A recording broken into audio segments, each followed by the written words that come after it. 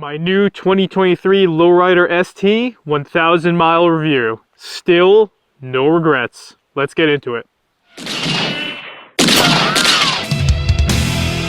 Alright, what's going on YouTube? FXDLS Brooklyn is back in the building. Or should I say FXLRST Brooklyn is back in the building for all y'all that got jokes. But yeah, so today, you know, it is the summer, right? We're in early July. And I was just cruising down the road and I just randomly checked the speedo and I saw that, hey, we're at 998 miles. So I figured, you know, let me pull over, let me actually capture the moment when we hit 1,000 miles on this bike. So I decided to stop, and then I decided like, hey, this would probably be a good time to give y'all an update of where we're at with the journey of this bike. And more specifically, if you are someone who is considering buying this bike, what my general review would be at this point, again, from somebody that's coming from the Dyna and the FXR world. You're looking at this bike right now, it is super close to stock. I left it stock for that reason because I wanted to get the true experience of what this bike would be coming out the box.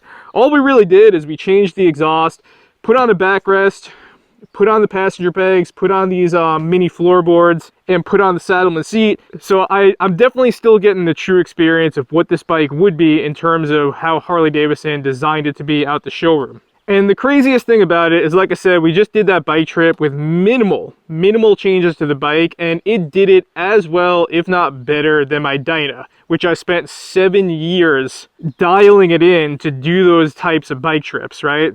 This one just did it out the box, which is insane. In terms of the ride itself, the funniest thing is like her and I would put in a heavy mile day and we would both just get off the bike and look at each other and be like, it's crazy because there's very little fatigue from a heavy mile day because this bike is just so smooth and so planted to the ground. Like I could take my helmet off and I could leave it on the mirror and turn the bike on and the helmet won't move. Whereas on the Dyna, if I do that, the bike is going to vibrate so much that the helmet's just eventually going to fly off the mirror. So because the ride itself is so smooth, it's that magic carpet ride, you could really lay down the heavy mile days and then have very minimal fatigue in terms of, if I compare it to the Dyna, way more of a rowdy ride, way more vibration, right? And especially her as the passenger, definitely felt that and were blown away by that. So they did their homework. This bike was truly made to crush the heavy mile days like none other. But the other aspect of that is like everybody knows that, yeah, this bike is built to crush heavy mile days. You could tour with this bike straight out the box. I was 2-up touring with this bike with minimal upgrades. It handled it like a champ. But the other aspect of why you'd be someone that would buy this bike is for performance. And my oh my, does this bike perform like none other. But the bike is light years beyond the Dyna platform. In terms of handling somebody who comes from both worlds, I feel like when I'm on this bike, especially hitting the twisties and stuff like that, the bike almost feels closer to me like an FXR. I'm not going to say it's an FXR. I'm not going to say it's a mirror of the FXR. But in terms of how the ride feels, closer to an FXR in regards to you feeling like you are planted in the bike rather than on top of the bike like on the Dyna. In regards to the nimbleness and how tight you could corner with this, the bike just feels so much tighter in regards to maneuverability.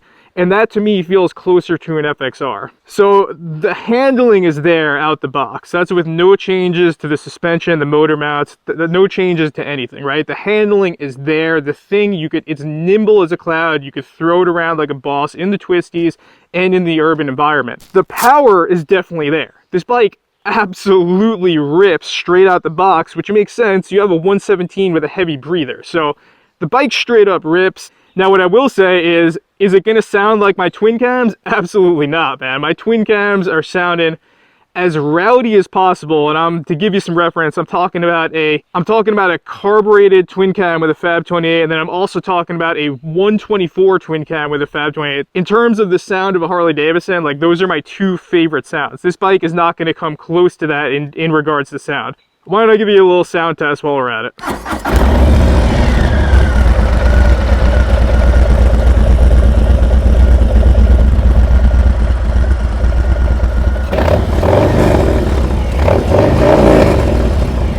Still sounds like a Harley-Davidson, still has the rumble, but to me this has like a more lower, deeper growl of a rumble, whereas the twin cam is more like a banshee screaming down the road. So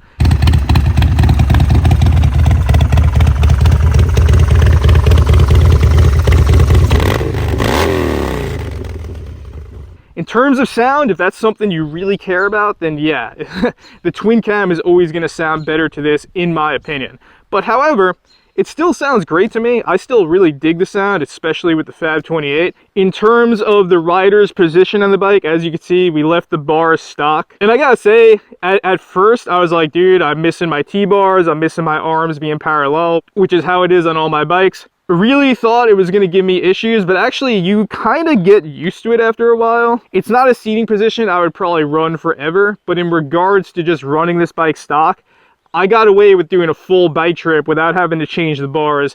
The only thing I really changed that switched up the seating position of the bike was actually the seat, and that pushed me forward a little bit. And that was enough to actually have a sustainable riding position to feel like I could handle the bike like a boss, but also handle a heavy mile day, also 2-up. And I guess the last thing that really surprised me about the bike is just how much I've been enjoying the hard bags, specifically just having something that is waterproof and also the extra security of being able to lock it. So hard bags are definitely growing on me. You guys know Leather Pros supports the channel. I run Leather Pros on everything, but the more I run these hard bags, the more I'm toying with the idea of just leaving them on and riding off into the sunset. I'm standing at 5'7", I'm 155 pounds. This bike fits me like an absolute glove. Do not know if that's going to be the case for the taller riders out there. However, people have written in the comment section from people who are 6 foot and above and have told me some of the modifications that they've done to make this bike work for them, and that sounds great. But again, if you're someone who is, again, around 5'7", that's the median American height, this bike is going to fit you like a glove. It definitely did for me. And I guess one of the last things we'll talk about is the fairing itself, which is a main component of this bike. I love this fairing, man. I will hands down tell you, I like the fairing better at this point than my retro RT fairing that I have on my Dyna.